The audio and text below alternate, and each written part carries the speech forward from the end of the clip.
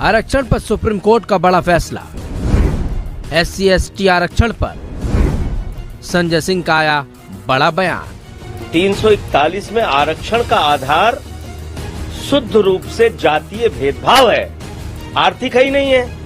देश के अंदर इस समय आरक्षण का मुद्दा गरमाया हुआ है, बल्कि सुप्रीम कोर्ट के फैसले के बाद ये मुद्दा लगातार चर्चा का विषय भी बना हुआ है।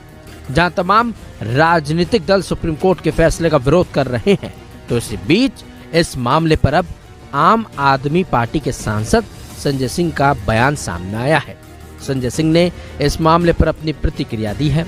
SC/ST आरक्षण को लेकर क्रीमी लेयर मानदंडों पर अपनी बात भी उन्होंने रखी है। आम आदमी पार्टी के सांसद संजय सिंह ने कहा कि SC/ST के लिए आरक्षित सीट से एक बार कोई विधायक सांसद बन गया तो वो क्रीमी लेयर हो जाएगा, दोबारा उस सीट से नहीं लड़ पाएगा। संसद और विधानसभा में भी वंचित समाज के लोगों का प्रतिनिधित्व कम हो जाएगा। इसके साथ साथ संजय सिंह ने कहा कि ये धीरे धीरे लोकसभा और विधानसभा में दलितों और पिछड़ों का प्रतिनिधित्व खत्म करना चाहते हैं। संजय सिंह ने और क्या कुछ कहा, आइए आपको सुनाते हैं सांसद का पूरा बयान। बात सवाल उठ रहे हैं, कोई मायावती ने भी उसके सवाल खड़े किए, आप लोगों ने भी क्रीमी लेयर को लेकर जो बातें कही जा रही थी उसके सवाल खड़े किए। देखिए, क्रीमी लेयर, अब सवाल ये समझिए पहले आप, दलितों और आदिवासियों का आरक्षण, अनुसूचित जाति और जनजाति का आरक्षण संविधान की धारा 341 और 342 के तहत जो मिला है। 341 में आरक्षण का आधार शुद्ध रूप से जातीय भेदभाव है, आर्थिक ही नहीं है। आप उसमें क्रीमी लेयर का सवाल कहां से लेके आ रहे हैं?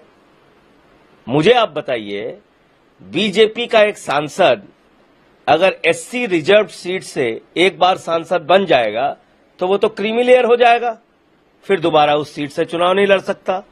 बीजेपी का एक MLA या किसी भी पॉलिटिकल पार्टी का एक MLA या MP एक बार एक SC रिजर्व सीट से लड़ जाएगा, फिर वो क्रीमी लेयर हो जाएगा, दोबारा उस चुनाव से, उस सीट से तो चुनाव लड़ नहीं सकता। तो इस प्रकार से आप दलित और आदिवासियों का जो नेतृत्व है वो धीरे धीरे आप समाप्त करना चाहते हैं संसद और विधानसभाओं में।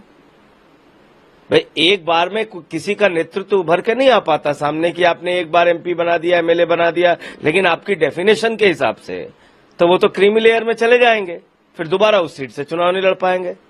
इसीलिए आप देखिए, चिराग पासवान जी से लेके और जो भाजपा के भी अनुसूचित जाति जनजाति के नेता हैं, उनके मन में भी ये सवाल उठ रहा है कि दोबारा अपनी सीट से चुनाव नहीं लड़ पाएंगे वो लोग।